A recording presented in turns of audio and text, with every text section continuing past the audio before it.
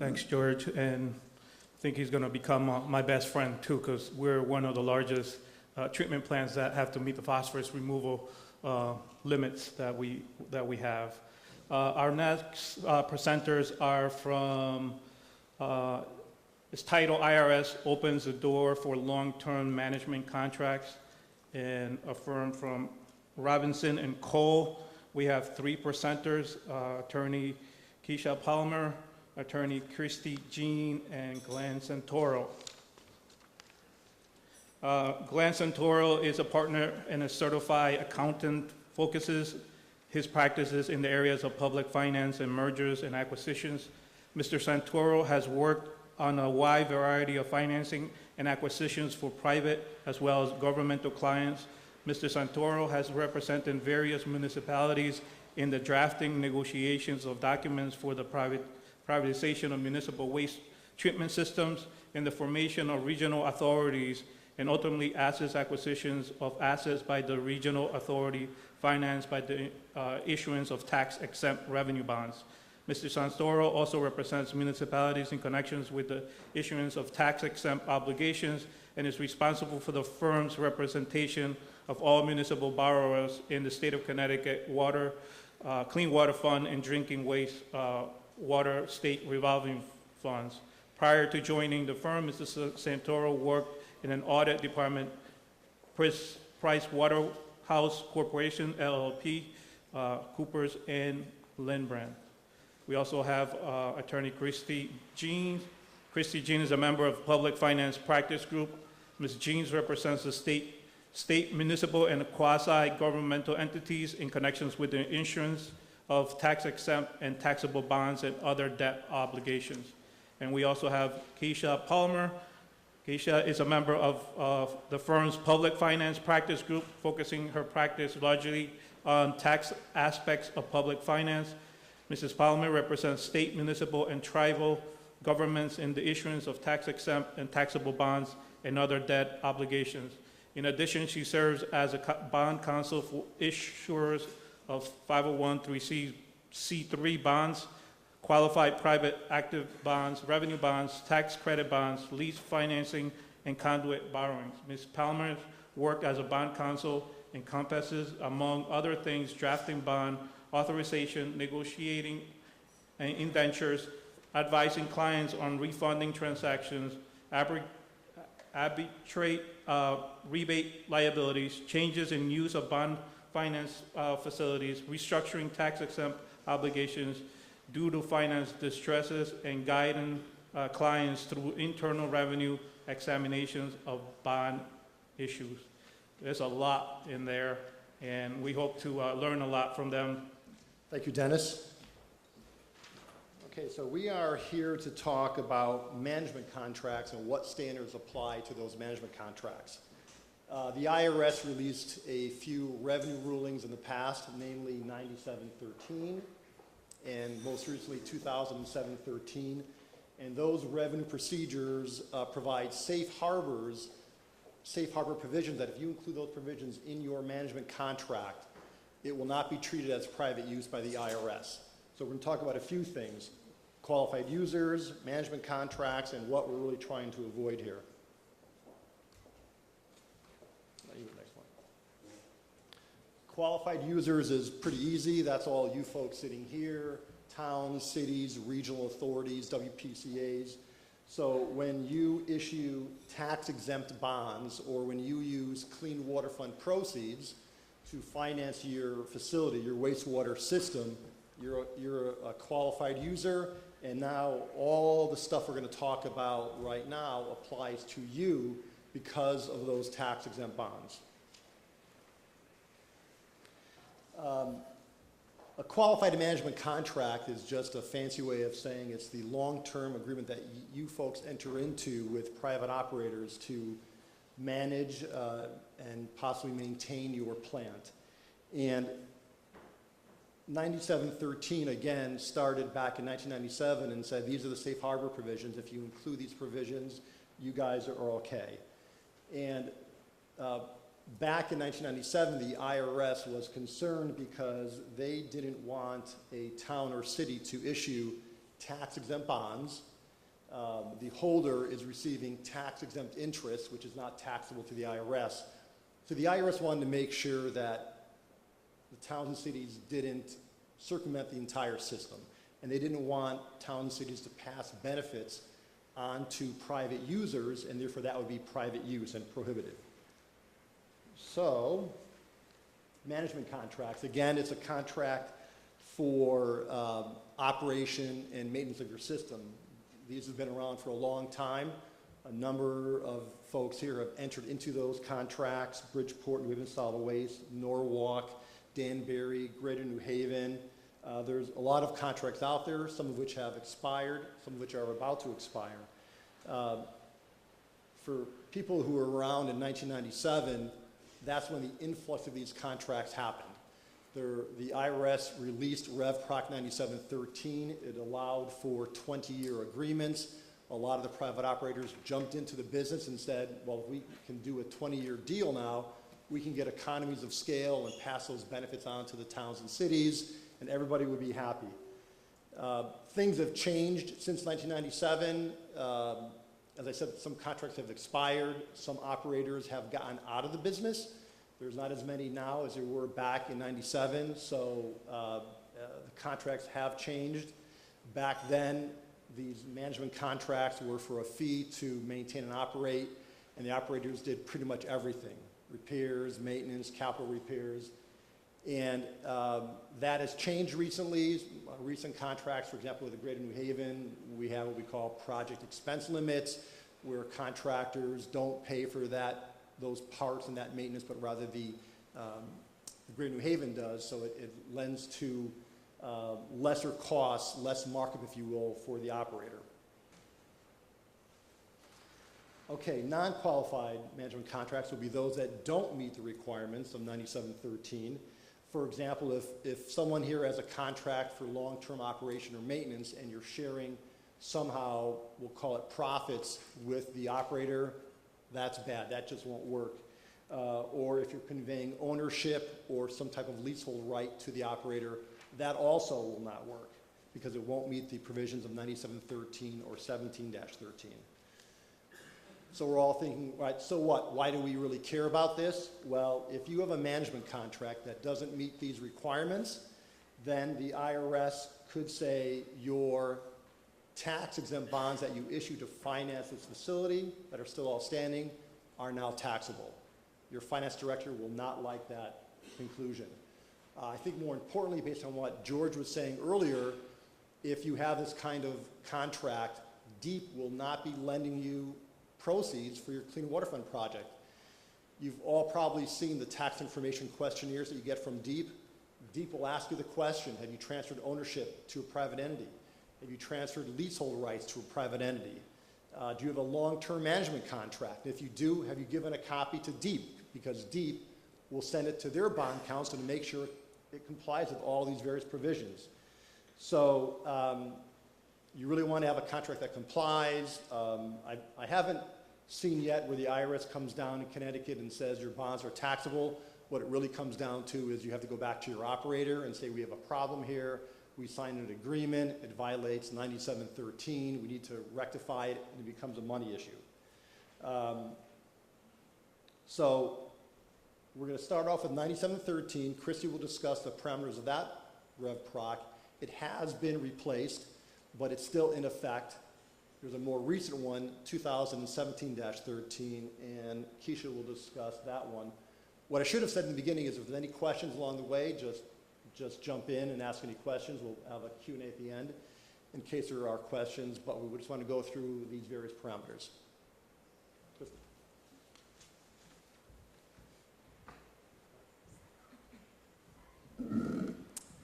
Thanks, Glenn. So Glenn just sort of gave you the history and the evolution of the Rev Procs, starting with 9713, the old rules, going to 1713, what we'll call the new rules. And I'm going to talk to you a little bit about some of the old rules. And you might be wondering, why even go into the old rules? What's the point of talking about that, especially when we just learned that there's 1713, that Rev Proc that's applicable? While that's true, today, when you enter into your management contract agreements, you have a choice of applying the old rule or the new rule. But for some of those agreements that you've entered into 3, 5, maybe 10 years ago, the governing and the controlling RevProc that applies is the old rule. And so we're going to spend some time talking about that today. So first, we have to remember that the compensation has to be reasonable. Second, compensation can't be based on a share of net profits. The third thing that we need to remember is that the compensation is usually tied to the length and the term of the agreement. Another important thing to note is that under the old rules, the issuers get certain termination rights depending on the length of the contract. And finally, no prohibited relationship can exist between the issuers and the service providers. So just briefly on compensation, the most important things to remember is that one, it's gotta be reasonable. It can't be based on a share of net profits. And the IRS gives you a few different compensation schemes and structures that you can apply with your, in your management contracts. The first of which you're probably most familiar with, is the periodic fixed fee. And the periodic fixed fee is simply a stated dollar amount for a specified term and a specified length of the agreement. And so you see this all the time. You've got the Bridgeport Water Pollution Control Authority paying its service provider $100,000 over a term of 3 years to operate its facilities. That's what we're most familiar with. By contrast, we have the per unit fee, which is simply the stated dollar amount per procedure or service that's being provided. So you'll have the New Haven Solid Waste and Recycling Authority paying its service provider, CWPM for example, $60 per ton of waste processed. That's a second compensation structure. Another compensation structure that you sometimes see is a capitation fee. We're not really going to get into this too much because it deals most specifically in the healthcare context, and that's not really applicable for our purposes. But what's important to note is that in any of those compensation structures that we talked about, the issuers have the choice of providing their service providers with productivity awards. And the key thing to note there is that those awards have to be reasonable, not based on a share of net profits, and you can award those based on an increase in revenues or a decrease in expenses, but not both. And so just looking at the permissible contract arrangements, you'll note that they range from 2 to 15 years. Fortunately for everyone in this room, the IRS defines public utilities as water and sewage disposal facilities, and so the maximum terms for the terms of agreements that you can enter actually go to 20 years. It doesn't stop at the 10 and 15-year mark. And the important thing to note is that those terms include renewal options. Now, a renewal option is a little bit different from what you're used to hearing in the traditional contract sense, where two parties get together and they determine how long to extend the term of the agreement. Under the tax code, and for our purposes, the renewal option refers to the service provider's unilateral, legally enforceable right to extend the agreement. And that nuance is a little important because if you think about a 10-year agreement that you might have and some of the rules that apply to that, if your service provider has a 5-year renewal option and they, regardless of whether they choose to exercise that or not, because it's a legally enforceable right to renew the agreement for 5 years, now you're in the 15-year category and some of those provisions have to apply. So it's important to keep that in mind. And when we're just thinking about the differences in the rules as they relate to the different terms, you'll see that this chart lays it out nicely for you.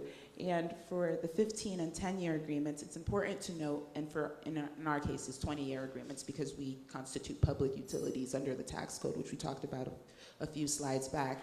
It's important to note that it's the lesser of 20, 10, or 15 years, or 80% of the useful life of the asset. And that's a little important nuance that Keisha's going to sort of spell out for us a little later on. And under the 15-year agreements, compensation is based on 95% periodic fixed fee, and the service provider doesn't have to have a termination requirement. The issuer doesn't have to have a termination requirement. For the 10-year agreements, same thing, except that the compensation is based on an 80% periodic fixed fee. Now, when you get into your 5-year agreements, we've got two options. The first option is that compensation is based on 50% periodic fixed fee or 100% capitation fee, or a combination of both. And the issuer has to exercise its termination right on or before the end of the 3rd year of the agreement. Also, in 2014, the IRS provided a second option that you could use to base your compensation structure, and it's any one of the compensation schemes that we talked about before: per unit fee, periodic fixed fee, capitation fee, stated amount. And it doesn't have to be based on a percentage. Also, there doesn't have to be the termination right for the issuers. And finally, for the 3-year agreements, compensation is based on 100% per unit fee or a periodic fixed fee, and the issuer has to exercise its right to termination on or before the end of the 2nd year of the agreement. And we're not really going to get into the 2-year term because that doesn't apply for our purposes. It mostly applies to startup companies. And so finally, under the old rules, an important concept is that there can't be a prohibited relationship existing between the issuer and the service provider. And that simply means that the service provider doesn't control more than 20% of the voting power of the issuer. And an example of that would be if you have a 5-member board of directors, then an employee, owner, officer of the service provider can't take up more than 1 seat of that board. If they do, then they would be in violation of this rule. So those are some of the big keys in the old rules. Now I'm going to turn it over to Keisha, who's going to talk to you a little more about how those rules changed in the new RevProcs. Thank you. Good morning, everyone. I just want to back up for one second. Christy talked about certain termination rights under the old rules, and I just want to make it to clarify that the issuer must have the right to terminate, not necessarily that they need to exercise that right. So just as a point of clarification. But let's talk about the new rules. So in its sort of continuous march towards allowing issuers a little more freedom, a little more flexibility in negotiating and structuring their contracts, the IRS has sort of relaxed some of the rules over time, and we saw the biggest change in 2016 when they issued RevProc 2016-44, which sort of revamped all of the 9713 rules. But as these things usually go, it came with a little bit of confusion. So there were a lot of questions back to the IRS, and they went back to the drawing table and said, okay, in January, they said, we got it, we fixed all the issues, we addressed all your concerns, here's your new RevProc, 2017-13, notice the similarity. So what this does is that so 1713 supersedes 1644, so you no longer have to worry about 1644. So you only have to think about the old rules and then these new rules that I'm going to discuss. So as I started to say about 1644, which has been brought forward to the 2017 RevProc, it created a lot more flexibility in structuring longer-term contracts. It got rid of some of the provisions that were sometimes a little difficult for issuers to win in their arguments, or it cost them more to be able to have these provisions. A big one of those is termination rights. Service providers don't want to know that when they enter into a 5-year contract, the issuer can tell them in the 3rd year that I see somebody I like better. And so it introduces a few new concepts. And some of them only sound new because they've used new words. They're not really new. One of those is the managed property, which they define as the portion of the project financed in part or in whole by the proceeds of your tax-exempt bonds. Well, we're using new words, but that's always been your managed property. So there are 6 major things that 1713 covers. It talks about compensation, contract terms, control over the managed property, risk of loss, certain consistent tax position, and it continues to prohibit certain relationships. Compensation hasn't changed. There's been some significant changes, but it's not completely changed. It still has to be reasonable. It still cannot include a share of net profits or net losses. But what they've done is to take out all of the categories of if you have a 15-year contract, then you have a 95% fixed fee, blah, blah, on and on. What they said is, you know what? We think you guys are grown up. You can decide what kind of fee structure works best for you.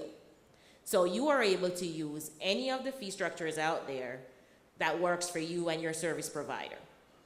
So that's one of our big changes. And then they sort of made some smaller changes. So in the past, if your service provider paid certain expenses and you reimbursed them, that wouldn't have been considered part of compensation. Now it is. It's a small distinction. And then they threw in a few things because they really want to make sure that this is a service contract and it's not some kind of hidden lease or anything like that. So first thing they say is, we need you to make a payment at least once a year. We don't want you enter into a 10-year contract and you're paying your first payment in year 9. That starts to look too much like it's not really a service contract to us. And if you're late, because sometimes people are, they want to see some kind of consequence for the late payment. So you need to have some kind of a late fee or some kind of an interest attached to the payments that are late. And the one big thing is that you must make a payment within 5 years of the original due date.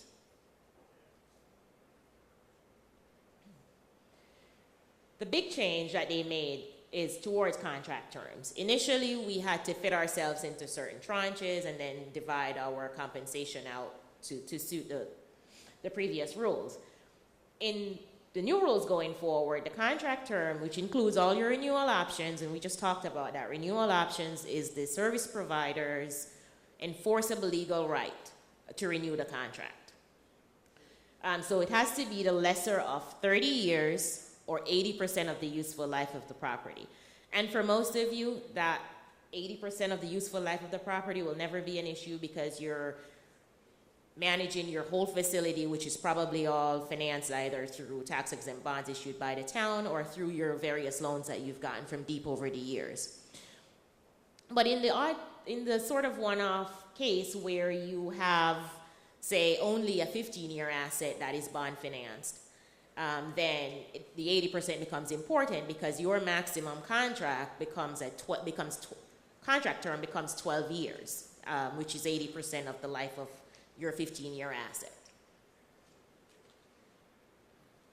So the IRS, again, to make sure that we are into a service relationship, wants to make sure that we are not turning over too many rights that looks like ownership rights to the service contractor.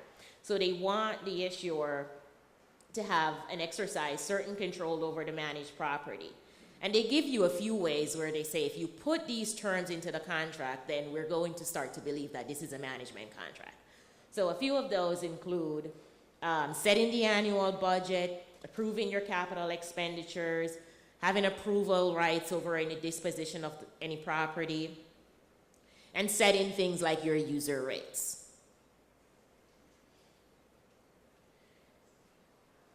On the continuum of making sure that this is an owner, that you, the issuer of the tax-exempt bonds or the beneficiary of the tax-exempt bonds, is the true owner, they've required that the issuer, not your service provider, maintains the risk of loss for destruction or damage to the managed property. Now, this doesn't stop you from buying insurance. Certainly, you can insure against the risk, and you can even assess a fee against your service provider if they didn't operate the property under the terms of the management contract, so if they were negligent and that's what led to the damage. You can recover from them, but ultimately, the IRS wants to see that you just don't put all of the risk over onto your service provider because that starts to look too much like they're the actual owner instead of you.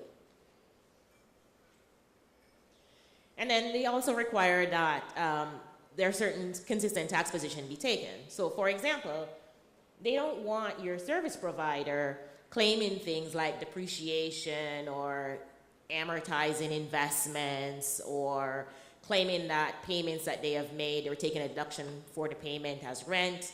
Anything that starts to look like they're not really being a service provider, they're acting more like the property belongs to them, is prohibited. And again, we continue with the prohibited relationships. And now the IRS has kind of fleshed this out a little more for us. Before, they kind of stopped at, you can't have a prohibited relationship, and if you have more than 20% of your board consisting of your service provider, then that would constitute a prohibited relationship. They've added a few new provisions to it. In addition to continuing the 20%, they've also said that you can't include the chief executive of the service provider on your board. There's too much of a conflict of interest. Additionally, the CEO or chief executive of the service provider cannot be the chief executive of the issuer. So, for example, you couldn't have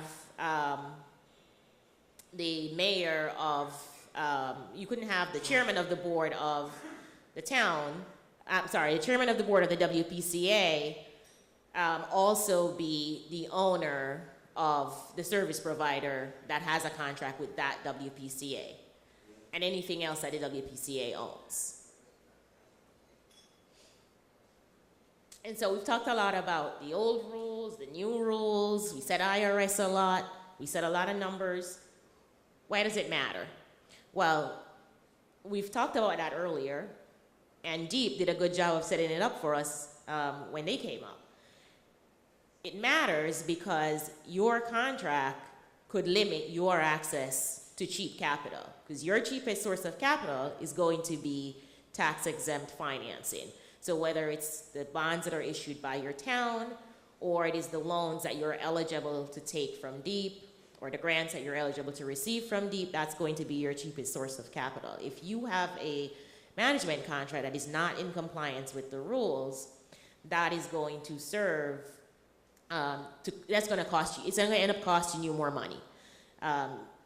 Usually, you can renegotiate with your service contractor, but that, again, will end up costing you something, because usually they're not just going to roll over and say, yeah, sure, put me in compliance. They're gonna make you pay them something to do that. Do we have any questions? If beauty is in the eye of the beholder, I'm certain reasonable compensation is. What's the test for what's reasonable? Well, the IRS doesn't have, I mean, they're not going to tell you you can only pay $60 per ton of waste. That's really going to be determined by the market. What they've said is that we have certain things that if you put these things in, we're going to say it's not reasonable. So, for example, if they receive a share of your net profits, it is not reasonable. No matter if your net profit is $1 and they're getting 50% of that, it's just not reasonable. You had 3 bidders, and you picked the lowest bidder, and that compensation was higher possibly than the last contract you had entered into. Even though it's higher, you went out to the bid process, you can show that you went out to seek the lowest bid, and the bid just came out higher for various reasons. But they're going to look at all the facts and circumstances and just make sure everything. IRS often uses the word reasonable when they're looking at compensation and executive compensation, different types of things. It's just a very general way to make sure folks are complying, and it's a fact-by-fact, situation basis. Does that answer your question? Well, I think the, as you heard, there are very specific provisions in 9713, more general in what Keisha was just talking about. The end all is that if you're entering into a new contract, you should get your bond counsel. Every town here has its own bond counsel. Get them involved, because you want to make sure it complies. You want to make sure you get your loans and grants from Deep, and the time to attack it is in the negotiation stage, not later, because if you hit it later, if DEP has a problem, it's going to probably cost you money to revise that contract. Thank you very much. We're going to stick around during the break if anybody's too shy to ask their questions on the microphone. Thank you.